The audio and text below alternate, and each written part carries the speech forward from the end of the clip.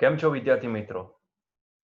Basic મેથેમેટિક્સના નવા લેક્ચરમાં આપનું સ્વાગત છે. વિદ્યાર્થી મિત્રો, આપણે લાસ્ટ લેક્ચરની અંદર કોઈપણ ચરણમાં કોઈપણ ખૂણે સાઇન મૂલ્ય કેટલું, ટેન મૂલ્ય કેટલું, કોસ મૂલ્ય કેટલું એ આપણે જોઈ લીધું. એ આપણે શીખી ગયા કે કોઈપણ ચરણનો ખૂણો આપેલો હોય તમે એનું જે તે ત્રિકોણમિતીય વિધેયનું મૂલ્ય કેટલું કઈ રીતે મેળવી શકો એની મેથડ હવે આપણે જાણી ગયા છે. તો આપણા બેઝિક મેથેમેટિક્સના લેક્ચરમાં આગળ વધીએ તો આપણે શરૂઆત કરીશું આજે રેખાની. રેખાથી શરૂઆત કરીશું, પછી વિકલન ઉપર જશું અને પછી સંકલન ઉપર જશું. વિદ્યાર્થી મિત્રો, આપણને ઘણા બધા એવા આલેખો આવશે કે જે આલેખની અંદર આપણા માટે સીધી રેખા એક બહુ ઇમ્પોર્ટન્ટ આવવાનું છે. ઘણા આલેખ આપણને સીધી રેખા વાળા મળશે જેને આપણે લિનિયર રિસ્પોન્સ પણ કહી શકીએ. બરોબર છે? તો આજે આપણે એના જ વિશે થોડી ઘણી ચર્ચા કરવાના છે.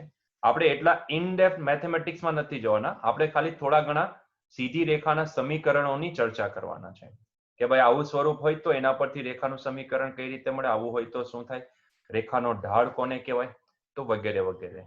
તો આપણે એટલી ટૂંકમાં રેખા રિલેટેડ જેટલી આપણી કામની વસ્તુઓ છે એટલી જ વસ્તુ આજે જોવાના છે. ઠીક છે?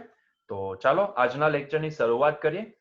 તો આજનો ટોપિક છે સીધી રેખા, સ્ટ્રેટ લાઇન.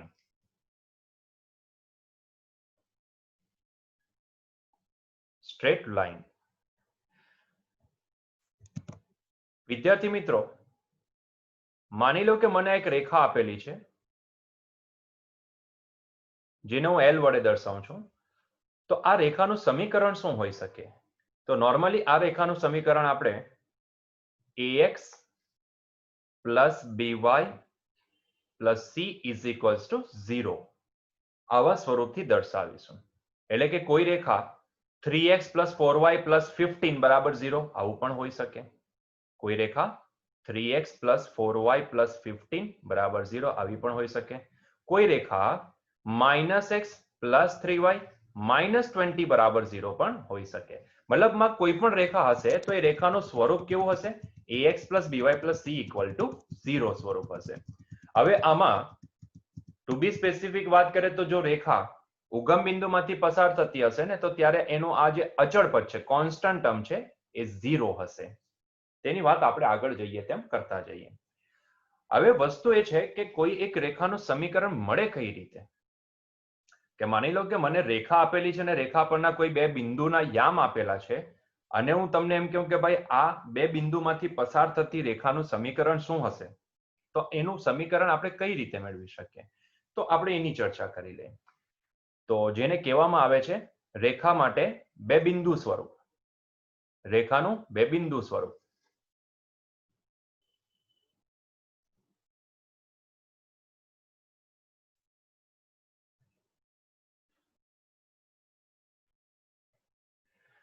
મિત્રો, માની લો કે તમને એક રેખા આપેલી છે. અહીંયાનું કોઈ એક બિંદુ છે a ઓફ x1, y1 અને અહીંયાનું કોઈ એક બિંદુ છે b ઓફ x2, y2. માની લો કે આ રેખા છે m અને કોઈ તમને પૂછે કે આ રેખા m નું સમીકરણ મેળવો, તો મિત્રો આનું સમીકરણ શું થશે? તો અહીંયા હું લખું છું રેખા m નું સમીકરણ, અને રેખા m બોલો કે પછી રેખા ab બોલો, વસ્તુ સેમ છે. રેખા m બોલો કે રેખા ab બોલો, વસ્તુ સેમ જ છે. તો રેખા ab નું સમીકરણ એ કઈ મિત્રો આવા સ્વરૂપનું આવશે. ધ્યાનથી જોજો, આવા સ્વરૂપનું આવશે. It is nothing but y minus y1 ના છેદમાં y2 minus y1 is nothing but equal to x minus x1 ના છેદમાં x2 માઇનસ x1. ક્લિયર છે? તો આ સિમ્પલ એક સમીકરણ છે જે તમારે યાદ રાખવાનું છે. બરાબર છે? કે જો કોઈ બે બિંદુ આપેલા હોય અને એ બિંદુમાંથી પસાર થતી આપણે કોઈ રેખા જોતી હોય તો એના માટે આપણે કયા સમીકરણનો ઉપયોગ કરીશું? આ સમીકરણનો. It is y minus y1 ના છેદમાં y2 minus y1 is equals to x minus x1 ના છેદમાં x2 માઇનસ x1. ક્લિયર છે? ચાલો, આપણે એમને વાત નથી કરવી, એકાદ ઉદાહરણ પણ જોશું. તો એઝ ફોર ધી એક્ઝામ્પલ, માની લો વિદ્યાર્થી મિત્રો મને એક રેખા આપેલી છે, એને ક્રોસ બતાવી એના કરતા સીધી રેખા બતાવી, આપણે સ્ટ્રેટ લાઈન ઉપર બતાવી. માની લો કે આ મને એક રેખા આપેલી છે અને એ રેખા પરનું એક બિંદુ છે, ધ્યાનથી સમજો, બિંદુ P that is 1,3 માની લો, અને અહીંયા છે કોઈ એક બિંદુ Q that is 3,4. હવે મને કીધું છે કે આ રેખા PQ નું સમીકરણ મેળવો. તો મિત્રો આ રેખા PQ નું સમીકરણ મળશે કઈ રીતે? તો અગેન આ જ ફોર્મ્યુલાનો આપણે ઉપયોગ કરીશું. જો હું કઈ રીતે ફોર્મ્યુલા લગાવું છું, તો રેખા PQ નું સમીકરણ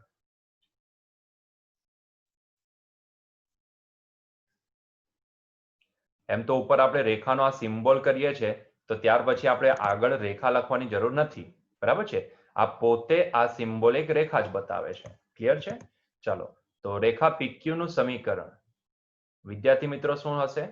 તો આપણે આ જ વસ્તુનો ઉપયોગ કરે, આ જ ફોર્મ્યુલાનો, ધેટ ઇઝ y - y1 ના છેદમાં y2 - y1 that is equals to x - x1 ના છેદમાં x2 - x1. ક્લિયર છે? ચાલો, હવે કોને x1 y1 અને કોને x2 y2 લેશું? તો બહુ સિમ્પલ વસ્તુ, આપણે અહીંયા જોયું જ છે, કોને x1 y1 કોને x2 y2 લેશું. તો ભાઈ આ જે પહેલું બિંદુ છે તેને આપણે x1 y1 અને બીજું બિંદુ છે તેને આપણે x2 y2 ધારી લે. ક્લિયર છે? તો આપણા માટે જે બિંદુ P છે ને, આ બિંદુ P ને જ હું x1 y1 કહી દઉં. So it is x1 y1. અને બિંદુ Q છે એને જ હું x2 y2 કહી દઉં. તો એ હિસાબે x1 ની કિંમત 1 થાય, y1 ની કિંમત 3 થશે, x2 ની કિંમત 3 થાય અને y2 ની કિંમત 4 થશે. ક્લિયર છે? ચાલો, તો અંદર મૂકો કિંમત, અંદર કિંમત મૂકતા જાઓ. સો y - y1, y1 એટલે યસ 3. અહીંયાથી જો y1 ની કિંમત કેટલી છે? 3 છે. ઠીક છે? સો y - 3 ના છેદમાં y2 - y1 મતલબ કે 4 - 3 that is equals to x - x1 એટલે કે x - x1, x1 ની કિંમત કેટલી છે? 1 છે, divide by x2 - x1, x2 - x1 એટલે 3 - 1. સો વિદ્યાર્થી મિત્રો આ કેટલા થઈ ગયા? ઇટ ઇઝ y - 3 ના છેદમાં 4 - 3 કેટલા થશે? 1 થશે. અને અહીંયા x - 1 ના છેદમાં 3 - 1 કેટલા થશે? 2 થશે. ક્લિયર છે? ચાલો, લસા લઈ લો અથવા તો ચોકડી ગુણાકાર કરી નાખો. So it is twice y - 3 that is equals to x - 1. તો આપણી પાસે શું આવ્યું? ઇટ ઇઝ 2y - 3 દુ 6 that is equals to x - 1. તો આપણે આ બંને ટર્મને રાઈટ હેન્ડ સાઈડ જો લઈ જઈએ તો મારી પાસે થશે આ x - 2y. મિત્રો 6 પેલી બાજુ જાય તો +6 થાય, +6 - 1 કેટલા થશે? +5 થશે. So it is +5 that is equals to 0. તો આ થઈ ગયું આપણા માટે માગેલી રેખાનું સમીકરણ, રેખા PQ નું સમીકરણ. ક્લિયર છે? તો જરાક સરખાવો તો એને આની સાથે. શું એ ax + by + c = 0 સ્વરૂપનું છે? જી હા, બિલકુલ. જો ax + by + c, ઠીક છે? હા, આગળ માઇનસ હોઈ શકે, બરાબર છે? માઇનસ હોઈ શકે, એટલે એવું જરૂરી નથી કે સર અહીંયા -2y છે તો ભાઈ એવું હશે કે b ની કિંમત શું હશે? ત્યારે -2 હશે, બરાબર છે? એવું હોઈ શકે, તો એ પોસિબલ છે. ક્લિયર? બાકી સ્વરૂપ શું છે? ax + by + c = 0. ક્લિયર છે? તો શું તમને આ રેખાનું સમીકરણ શોધતા આવડી ગયું? જો તમને બે બિંદુ આપેલા હોય તો. ઠીક છે? બહુ સિમ્પલ વસ્તુ છે, બહુ જ સિમ્પલ વસ્તુ છે. હવે આપણે વાત કરીએ વિદ્યાર્થી મિત્રો ઢાળની, રેખાના ઢાળની. આપણા માટે બહુ જ ઇમ્પોર્ટન્ટ થવાનું છે રેખાનો ઢાળ. ઘણી વખત બે બિંદુ નહીં ને તો બિંદુ ઢાળ સ્વરૂપ પણ આપવામાં આવે, ઠીક છે? પણ એ પહેલા આપણે જરાક અંતઃખંડ કાપતી રેખાની વાત કરી લઈએ. અંતઃખંડ કાપતી રેખા જરાક જોજો, અંતઃખંડ કાપતી રેખાનું સમીકરણ આપણે જોઈ લઈએ. મિત્રો ઘણી વખત છે ને આપણને રેખા આવી રીતે આપેલી હોય, આપણે એનું હેડિંગ લગાવીએ પહેલા તો અંતઃખંડ કાપતી રેખા.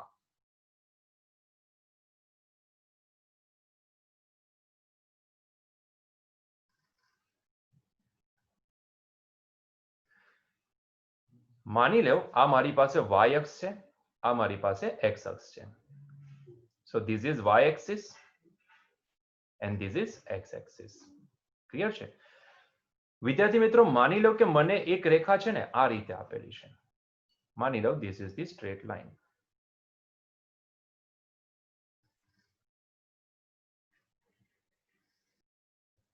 તો મને એક આવી રેખા આપવામાં આવેલી છે.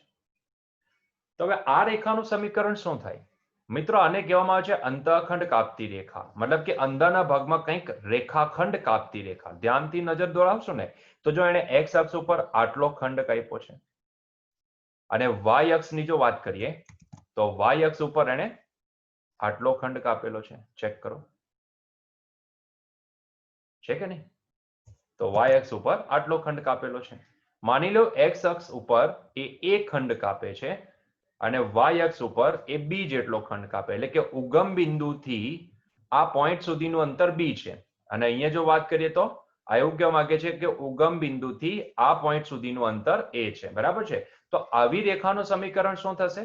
તો આવી રેખાનું સમીકરણ, વિદ્યાર્થી મિત્રો, આપણે શું લખી શકીએ? ઇટ ઇઝ ક્વાઇટ સિમ્પલ કે આ રેખાનું સમીકરણ હોય અંતઃખંડ કાપતી, જેને આપણે બોલીએ છીએ. માની લો કે આ એક પોઈન્ટ એ છે, આ પોઈન્ટ બી છે, તો રેખા એબી નું સમીકરણ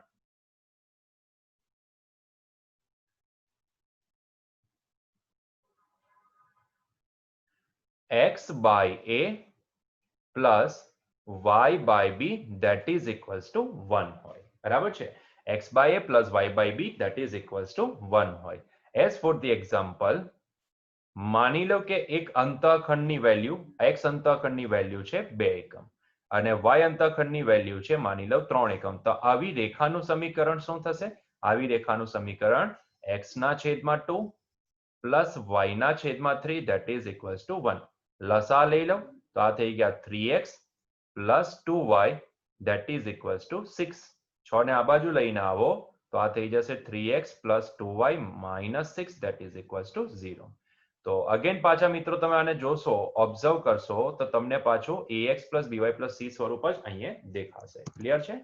તો it is again ax plus by plus c equal to 0 સ્વરૂપ. તો આ થઈ ગઈ અંતઃખંડ કાપતી રેખા. ઠીક છે? તો આ એક બીજું સ્વરૂપ થઈ ગયું. ઘણી વખત તમને આવી રીતે આપવામાં આવે કે ભાઈ એક રેખા છે જે એક્સ અક્ષને કોઈક બિંદુમાં છેદે છે અને વાય અક્ષને બી કોઈ એક બિંદુમાં છેદે છે. તો બી સ્પેસિફિક જો એ છેદ બિંદુના હું યામ લખું તો આ એ બિંદુના યામ લખાશે a,0 અને બી બિંદુના યામ લખાશે 0,b. તો a,0 0,b માંથી પસાર થતી રેખાનું સમીકરણ શું આવશે? સિમ્પલ, આ x by a plus y by b that is equals to 1. બરાબર છે? અને એ સ્વરૂપ તમે આના પરથી બી મેળવી શકો. તમે અંદર વેલ્યુ મૂકશો ને એટલે આપોઆપ તમને આઈડિયા આવી જશે. ક્લિયર છે? આના ઉપરથી બી મેળવી શકો. કે આ થઈ ગઈ વાત અંતઃખંડ કાપતી રેખાની.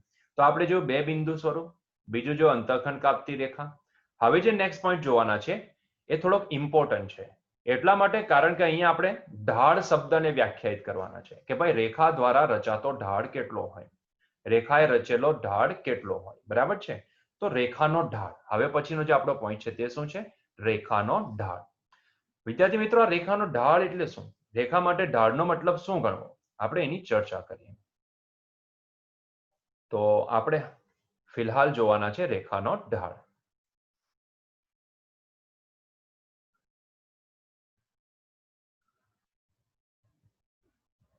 જેને છે ને નોટેશન વાઇઝ જો જોવા જઈએ ને તો એને એમ વડે દર્શાવવામાં આવે છે. એમ, સ્મોલ એમ એટલે રેખાનો ઢાળ, એને સ્મોલ એમ વડે દર્શાવવામાં આવે છે. વિદ્યાર્થી મિત્રો, ડેફિનેશન ધ્યાનથી સમજજો. હું અહીંયા પહેલા તો વ્યાખ્યા લખું છું, પછી સમજાવું છું. કોઈ પણ રેખાએ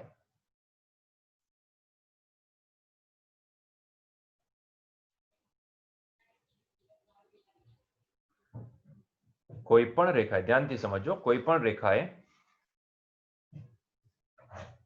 ધન એક્સ અક્ષ સાથે, કોઈ પણ રેખાએ ધન એક્સ અક્ષ સાથે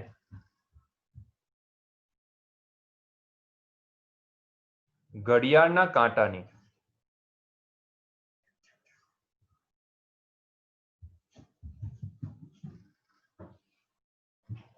વિરુદ્ધ દિશામાં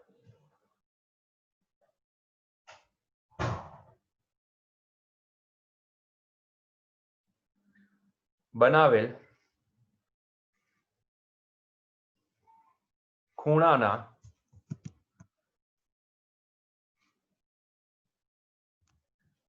tan મૂલ્યને તે રેખાનો ઢાળ કહેવાય.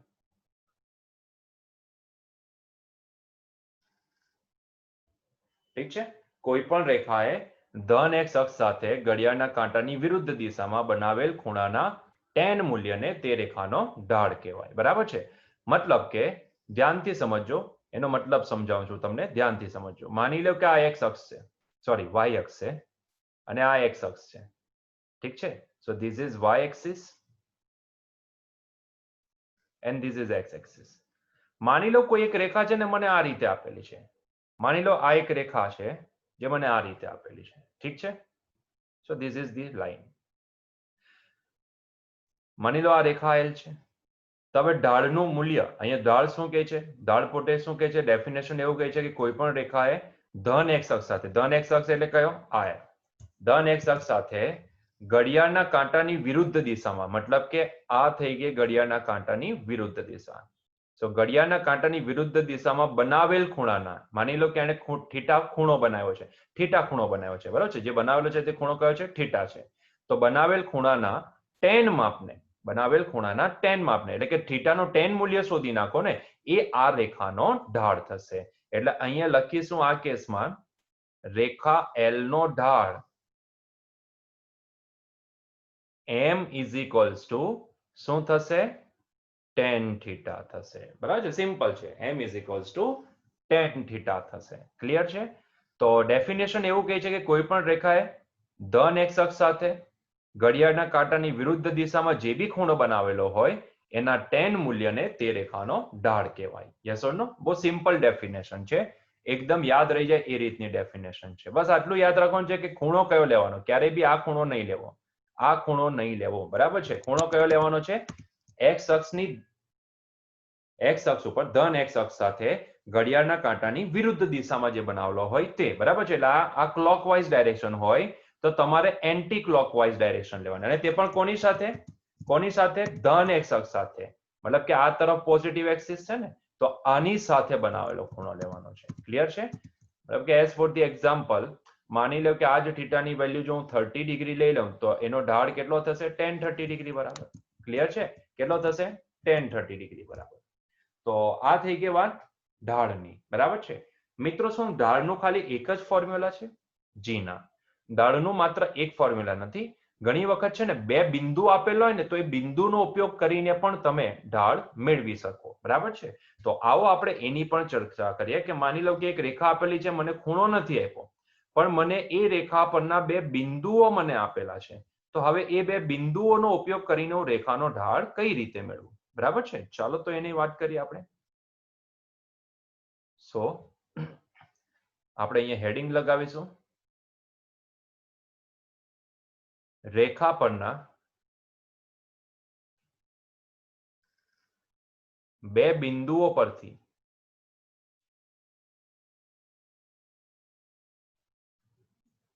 રેખાનો ઢાળ. તે કઈ રીતે મળશે અને એની જ વિકલન પરથી ડેફિનેશન શું નીકળશે તેની પણ ચર્ચા કરીશું. ક્લિયર છે? ચાલો તો માની લો કે આ મારા માટે y એક્સિસ છે અને આ મારા માટે x એક્સિસ છે. So this is x axis and this is y axis. માની લો કે મને એક રેખા આપેલી છે and that straight line is like this. આ રેખા આપેલી છે મને. હવે અહીંયા આ કેસમાં એ લોકો છે ને મને ખૂણો નથી આપ્યો, મને એવું નથી કીધું કે આ કેટલા એંગલનો ખૂણો છે, આઈ ડોન્ટ નો. આ ખૂણાનું માપ શું છે, આઈ ડોન્ટ નો. પણ મને એ લોકોએ અહીંયા બિંદુ આપેલા છે. માની લો કે આ એક બિંદુ છે, એના યામ છે a of x1, y1. ઠીક છે, અને અહીંયાનું જે બિંદુ છે એ બિંદુ છે બી, તો એના યામ મને આપેલા છે x2, y2. ઠીક છે, તો આ બિંદુ એના યામ x1, y1, બિંદુ બી ના યામ x2, y2 છે. અને મને કીધું છે કે ભાઈ આ રેખાનો ઢાળ મેળવો. બરાબર છે, આ રેખાનો ઢાળ મેળવો. તો આપણે શું કરીશું, ધ્યાનથી સમજો, આપણે શું કરીશું. હું આના પ્રોજેક્શન લઈ લઉં અને આનું પ્રોજેક્શન લઈ લઉં. બરાબર છે, એને એક્સિસ ઉપર પ્રોજેક્ટ કરી દઈએ. તે જ રીતે આને y એક્સિસ ઉપર બી પ્રોજેક્ટ કરી દઈએ. ઠીક છે, હવે જરાક ધ્યાનથી સમજો ઢાળ કેવી રીતે શોધું છું તે, ઢાળ કેવી રીતે શોધું છે તે ધ્યાનથી સમજો.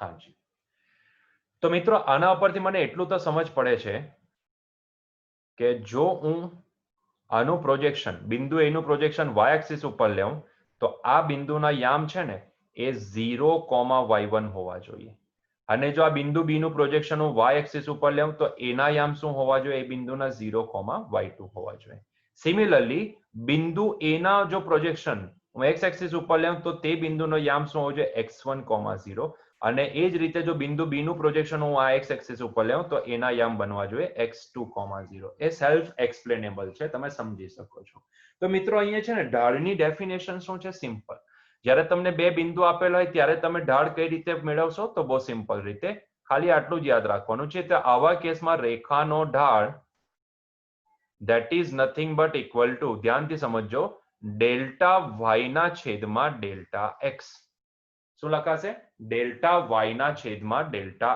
x મતલબ કે y માં થતો ફેરફાર ના છેદમાં x માં થતો ફેરફાર એ પણ આપણને શું આપે છે ઢાળ આપે છે ક્લિયર છે y માં થતો ફેરફાર change in y with respect to change in x that also gives the slope of that particular straight line ઠીક છે હવે જો અહીંયા હું લખવા જાઉં કે y માં કેટલો ફેરફાર થયો તો જો બિંદુ a આગળ y યામ કેટલો હતો y1 અને બિંદુ બી સુધી પહોંચ્યા આપણે એ રેખા પર ચાલતા ચાલતા ચાલતા ચાલતા બિંદુ બી સુધી પહોંચે છે ત્યારે હવે એનો યામ કેટલા થઈ ગયા છે y2 મતલબ કે આમાં જો જોવા જાય તો બિંદુ એ થી બિંદુ બી સુધી પહોંચતા જો y યામમાં કેટલો ફેરફાર આવ્યો તો y2 - y1 આટલો ફેરફાર આવેલો કહેવાય ને આટલો ફેરફાર આવેલો હશે ક્લિયર છે કેટલો ફેરફાર આવેલો હશે જો રેડ કલરથી હું તમને ઇન્ડિકેટ કરીને બતાવું છું આટલો ફેરફાર આવેલો છે y યામમાં યસ ઓર નો તો મિત્રો આ જે ફેરફાર છે ને આને જ કહેવામાં આવે છે ડેલ્ટા y ટુ બી સ્પેસિફિક બોલું તો delta y is nothing but equal to શું લખાશે y2 - y1 ક્લિયર છે અને અહીંયા જે ફેરફાર તમને દેખાય છે ને આ ફેરફાર એને આપણે બોલીશું ડેલ્ટા x ક્લિયર છે તો આ જે ફેરફાર છે ને that is called delta x તો એને આપણે જરાક વ્યવસ્થિત બતાવીએ જ્યાં બતાવવાનું છે ત્યાં જ બતાવીએ ઓકે ચાલો ધ્યાનથી જોજો તો આપણે એને ક્યાં બતાવવા જઈ રહ્યા છે આપણે એને અહીંયા બતાવવું છે સો ધીસ ઇઝ આ થશે મારા માટે ડેલ્ટા y અને આ થશે મારા માટે ડેલ્ટા x ડેલ્ટા y એટલે y2 - y1 અને ડેલ્ટા x એટલે શું x2 - x1 તો મિત્રો એને જો તમે અહીંયા પ્લેસ કરશો સો ડેલ્ટા y બરાબર શું થશે delta y is nothing but equal to y2 - y1 ના છેદમાં x2 - x1 ક્લિયર છે તો આ થઈ ગઈ બીજી ડેફિનેશન રેખાના ઢાળનું બીજું સૂત્ર ક્યારે યુઝ કરવું આ સૂત્ર ક્યારે યુઝ કરશો તો જ્યારે વિદ્યાર્થી મિત્રો તમને ખૂણો નહીં આપેલો હોય અને માત્ર ને માત્ર તમને અહીંયા બે બિંદુઓ જ આપેલા હોય રેખા પરના ત્યારે તમારે આ સૂત્ર યુઝ કરવાનું રહેશે ઠીક છે તો રેખાનો ઢાળ જ્યારે બે બિંદુઓ જ માત્ર આપેલા હોય ત્યારે શું આવશે y2 - y1 ના છેદમાં x2 - x1 ક્લિયર છે આ પોઈન્ટ ચલો વેરી ગુડ તો હવે આગળ વધીએ મિત્રો આમાં હજુ એક પોઈન્ટ ઉમેરીએ જો વિદ્યાર્થી મિત્રો આ જે છે ને આ ફેરફાર એને હજુ સૂક્ષ્મ કરી દો ને મતલબ કે એને સૂક્ષ્મ કરતા કરતા કરતા કરતા માની લો આટલો સૂક્ષ્મ કરી દીધો બરાબર છે અત્યારે જુઓ તો આટલો મોટો ફેરફાર છે જો y માં આટલો મોટો ફેરફાર x માં બી આટલો મોટો ફેરફાર આટલો મોટો ફેરફાર નહીં લઈએ અને આ જ ફેરફારને આપણે નાનો કરતા જઈએ માની લો આટલો નાનો કર્યો મતલબ કે આટલો જ y માં ફેરફાર અને આટલો જ x માં ફેરફાર હજુ પણ નહીં મજા આવી તો હજુ એને નાનો કરીએ ધ્યાનથી જોજો હજુ આપણે એને નાનો કરીએ માની લો કે હું એને આટલો જ ફેરફાર કરી દઉં સૂક્ષ્મ ફેરફાર હજુ પણ મારે એને નાનો કરે છે માની લો આટલો ફેરફાર કરી દઉં હજુ પણ નાનો ફેરફાર લેવો છે તો મતલબ કે આપણે આ ફેરફાર જે છે ને જે મોટો લીધો છે એને આપણે હજુ સૂક્ષ્મ કરતા જઈએ હજુ સૂક્ષ્મ કરતા જઈએ હજુ સૂક્ષ્મ મતલબ કે એટલો સૂક્ષ્મ કે જ્યાં ધ્યાનથી સમજો એટલો સૂક્ષ્મ કે જ્યાં ડેલ્ટા જે છે ને ડેલ્ટા એ ફેરફાર એ નિયરર અબાઉટ 0 જેવો હોવો જોઈએ મતલબ કે limit delta tends to 0 delta tends to 0 બરાબર છે મતલબ કે આ જે ડેલ્ટા જે છે ને આ ફેરફાર જે દર્શાવે ડેલ્ટા શું દર્શાવે ફેરફાર દર્શાવે તો આ ફેરફાર જો આપણે 0.0 નહીં એક્ઝેક્ટ 0 નથી કરવાનો 0 પોઈન્ટ સમથિંગ 0 ની નજીકનો લાવી દઈએ મતલબ કે બહુ અતિ સૂક્ષ્મ ફેરફાર લાવી દઈએ તો હવે આ જ સમીકરણ રેખાનો ઢાળ એટલે કે m રેખાનો ઢાળ એટલે કે m એ હવે delta y by delta x નહીં હવે આ ડેલ્ટા સૂક્ષ્મ થઈને સ્મોલ d બની જશે અને એને આપણે બોલીશું dy by dx dy by dx. તો આ જ ઢાળ હવે શું બની જશે? આ જ ઢાળ હવે તમારા માટે dy by dx બની જશે. આપણે જરાક એને નીચે વ્યવસ્થિત લખી દે કે જેથી આપણે બોક્સ બનાવી શકીએ. તો રેખાનો ઢાળ that is equals to m that is equals to, હવે આ ડેલ્ટા y by dx નહીં, કારણ કે ડેલ્ટાને અતિ સૂક્ષ્મ કરી દીધો છે ને આપણે, તો હવે એને આપણે લખીશું it is dy by dx. હવે મિત્રો આ dy by dx શું છે? તો એને કહેવામાં આવે છે y નું x સાપેક્ષે વિકલન. એને શું કહેવાશે? y નું x સાપેક્ષે વિકલન. ક્લિયર છે? હા, હવે એ વિકલન શું છે તે આપણે નેક્સ્ટ લેક્ચરમાં જોશું. ડોન્ટ વરી, અત્યાર પૂરતું ખાલી એને એવું યાદ રાખી લો કે આ dy by dx છે, એને શું કહેવાશે? This dy by dx is nothing but equal to y નું x સાપેક્ષે વિકલન. તો આપણે એક નોટ બનાવી દઈશું અહીંયા. અહીંયા નોટ લખી દઉં છું એટલે યાદ રહે આપણને. વિકલન જોવાના જ છે આપણે, તો અહીંયા એક નોટ લખી દઉં છું, એક નાની અમસ્તી note. dy by dx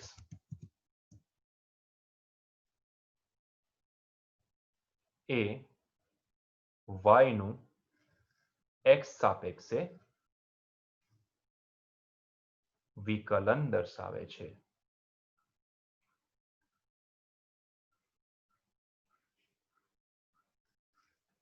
clear છે? ચાલો, તો આ થઈ ગઈ રેખા પરના બે બિંદુઓ પરથી રેખાનો ઢાળ. ઠીક છે? તો સૂત્ર બહુ સિમ્પલ છે, y2 - y1 ના છેદમાં x2 - x1.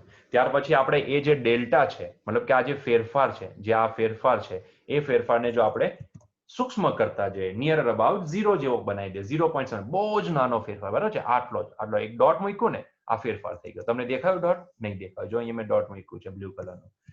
એ પણ એક સૂક્ષ્મ ફેરફાર થઈ ગયો. એટલો સૂક્ષ્મ ફેરફાર લે ને ત્યારે રેખાનો ઢાળ શું લખાય? dy by dx લખાય. બરાબર છે? બહુ સિમ્પલ પોઈન્ટ છે. તો ઘણી વખત છે ને આનો ઉપયોગ ક્યાં થાય? ઢાળ તો આપણને મેક્સિમમ ટાઈમ યુઝ આવવાનો જ છે, એટલે તમે કંઈ નહીં કરશો ને તો એટલીસ્ટ આ ફોર્મ્યુલા યાદ રાખી લેજો. બરાબર છે? એક આ ફોર્મ્યુલા અને પેલું એક m is equals to tan theta વાળું ફોર્મ્યુલા. આ બે ફોર્મ્યુલા યાદ રાખશો તો આપણા માટે મોર ધેન ઇનફ થઈ જશે. બરાબર છે? ક્લિયર છે? More than enough. આ બે જ ફોર્મ્યુલા યાદ રાખવાના છે ઢાળ માટે, કે dy by dx પણ એક ઢાળ બતાવે રેખાનો, અને tan theta બી આપણને ઢાળ બતાવશે. ક્લિયર છે? ઘણી વખત થીટા આપેલો હોય તો ત્યારે tan theta યુઝ કરી લો. ઘણી વખત થીટા નહીં આપેલો હોય તો આપણને dy by dx મેળવવું પડશે. તેના પરથી આપણને રેખાનો ઢાળ મળશે. ક્લિયર છે પોઈન્ટ? ચલો, તો આગળ વધીએ. તો હવે એનું છેલ્લું સ્વરૂપ જોવાના છે આપણે, ત્રીજું સ્વરૂપ, છેલ્લું સ્વરૂપ, અને એ છે બિંદુ ઢાળ સ્વરૂપ. રેખાના સમીકરણનું બિંદુ ઢાળ સ્વરૂપ. રેખાનું બિંદુ ઢાળ સ્વરૂપ. મતલબ કે ઘણી વખત રેખાના સમીકરણ માટે આપણને એક જ બિંદુ આપેલું હોય અને એનો ઢાળ આપેલો હોય, તો હવે એના પરથી રેખાનું સમીકરણ કઈ રીતે બનાવવું? ઠીક છે? તો માની લો કે મને એક રેખા આપવામાં આવેલી છે અહીંયા, અને એ રેખા છે કંઈક આવી. So this is the straight line. આ રેખા મને આપવામાં આવેલી છે. સર, આ તો અંતઃખંડ કાપતી નથી. હા, છે જ ને, હું ના નથી પાડતો, પણ માની લો કે અત્યાર પૂરતું આપણે એને સોલ્વ કરવા માટે આપણે એવું સમજીએ કે આના ઉપરનો એક બિંદુના યામ તમને આપેલા છે x1, y1, અને બીજું બિંદુ નથી આપ્યું, એની જગ્યાએ તમને આ રેખાનો ઢાળ m છે, આ રેખાનો ઢાળ m છે એવું કીધું છે. બરાબર છે? આ રેખાનો ઢાળ તમને m આપેલો છે એવું જણાવ્યું છે તમને. તો હવે આ ઢાળ અને આ બિંદુનો ઉપયોગ કરીને આપણે રેખાનું સમીકરણ કઈ રીતે મેળવી શકીએ? કારણ કે જો તમે ઉપર જોયું હોય ને, તો આપણી પાસે જો બે બિંદુ હોય ને તો આપણે એનું સમીકરણ મેળવી શકીએ છીએ. આ રહ્યું, આ બે બિંદુ સ્વરૂપ છે. બરાબર છે? y - y1 ના છેદમાં, અહીંયા y - y1 ના છેદમાં y2 - y1 is equals to x - x1 ના છેદમાં x2 - x1. પણ એ ક્યારે એપ્લાય થાય? જ્યારે બે બિંદુઓ આપેલા હોય તો.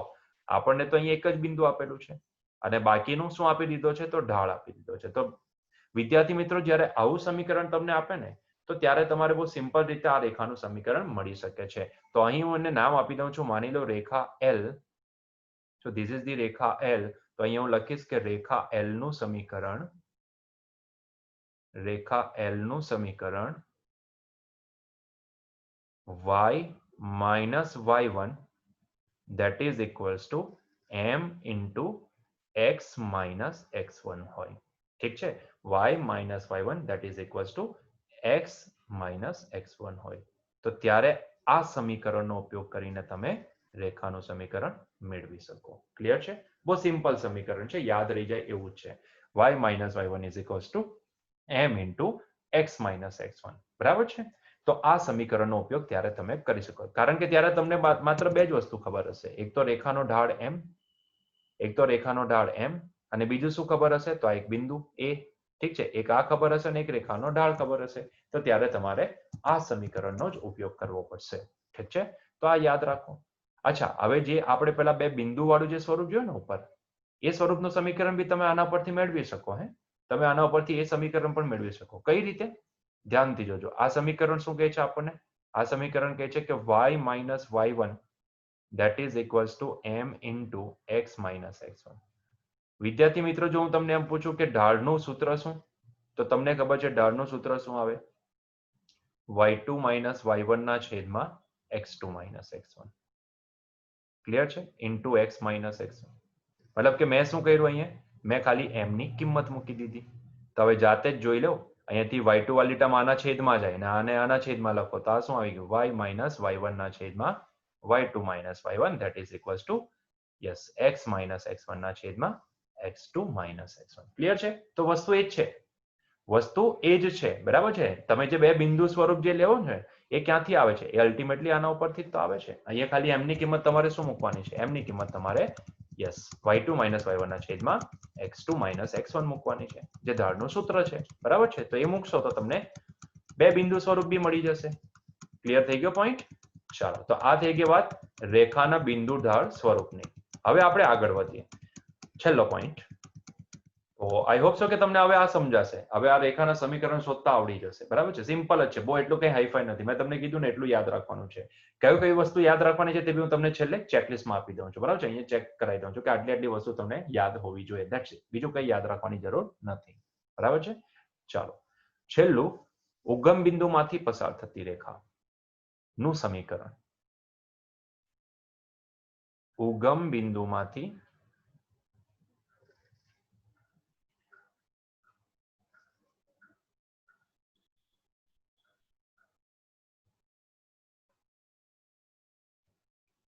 રેખાનું સમીકરણ.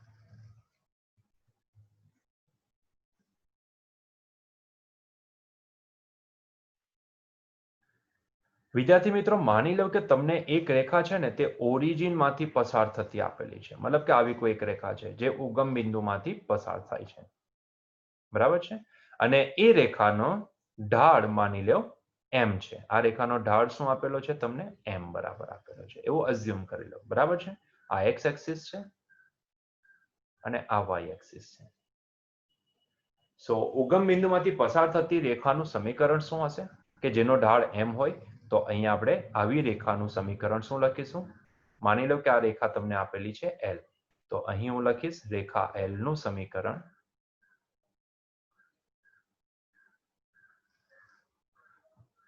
y is equals to mx હોય.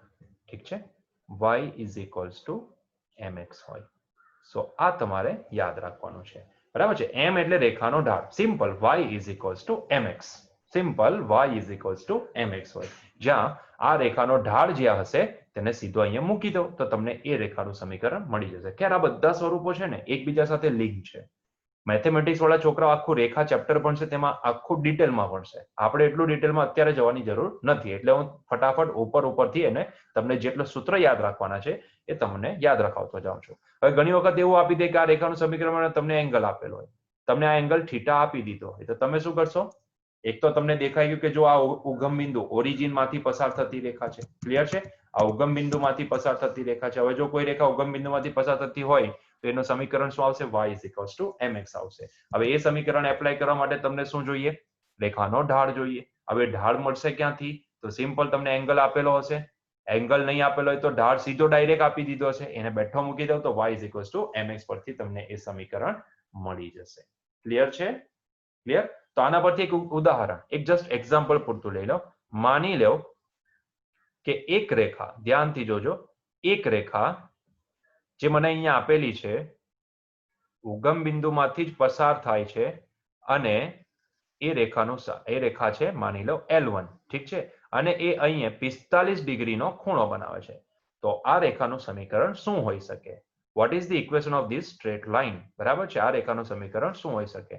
તો પહેલા તો મને 45 ડિગ્રી ઉપરથી મને એટલું સમજ પડે કે આ રેખાનો ઢાળ that is m that is nothing but equal to આ થશે tan 45 ડિગ્રી અને tan 45 કેટલા થાય? 1 થાય.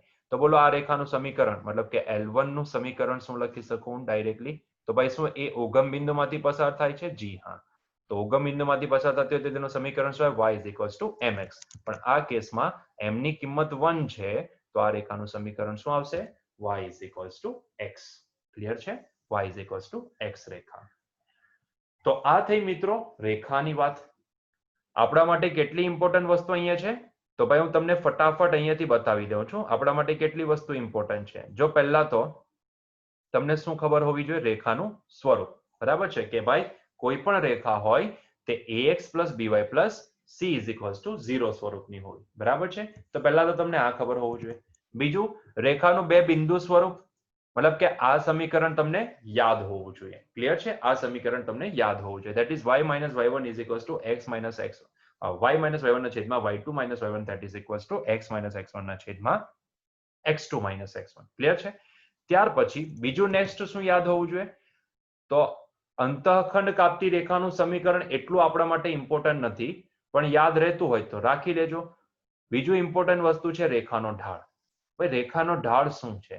એની ડેફિનેશન યાદ રહી કે નહીં રહી પણ તમને આ વસ્તુ યાદ રહેવી જોઈએ કે m is equals to શું હોય? tan થીટા, કે જ્યાં થીટા એ ધન એક્સ અક્ષ સાથે ઘડિયાળના કાંટાની વિરુદ્ધ દિશામાં બનાવેલો ખૂણો હશે. તો રેખાનો ઢાળ that is equals to tan theta. બરાબર છે? જો થીટા આપેલો હોય તો tan થીટા અને જો થીટા નહીં આપેલો હોય તો આપણે અહીંયા નીચે જોયું થીટા નહીં આપેલો હોય તો ઢાળ શું થાય? Yes, it is y2 minus y1 ના છેદમાં x2 minus x1. અને જો એ જ વસ્તુ આપણે વિકલન સ્વરૂપે જોઈએ તો dy by dx. ઠીક છે? ચાલો, અને ત્યાર પછી જે નેક્સ્ટ છે તે રેખાનો બિંદુ ઢાળ સ્વરૂપ. માની લો કે એક ઢાળ આપેલો હોય, રેખાનો ઢાળ આપેલો અને એક જ બિંદુ આપેલો, ત્યારે તમે કયું સ્વરૂપ વાપરશો? આ સ્વરૂપ વાપરશો. બરાબર છે? અલ્ટિમેટલી આ જ m ની અંદર તમે y2 minus y1 ના છેદમાં x2 minus x1 મૂકી દો તો તમને પેલું બે બિંદુ સ્વરૂપ મળી જશે. અને છેલ્લું ઉગમ બિંદુમાંથી પસાર થતી રેખાનું સમીકરણ that is y is equals to mx. Simple. આટલી વસ્તુ તમને યાદ હોવી જોઈએ. બરાબર છે? ચાલો, તો અહીંયા આપણે આજનો રેખાવાળો ચેપ્ટરનો રેખાવાળો જે પોઈન્ટ છે એ પૂરો કરીશું. બેઝિક મેથેમેટિક્સનો રેખાવાળો પોઈન્ટ આપણો અહીંયા પૂરો થશે. બરાબર છે? આશા રાખું કે તમને સમજાઈ ગયું હશે.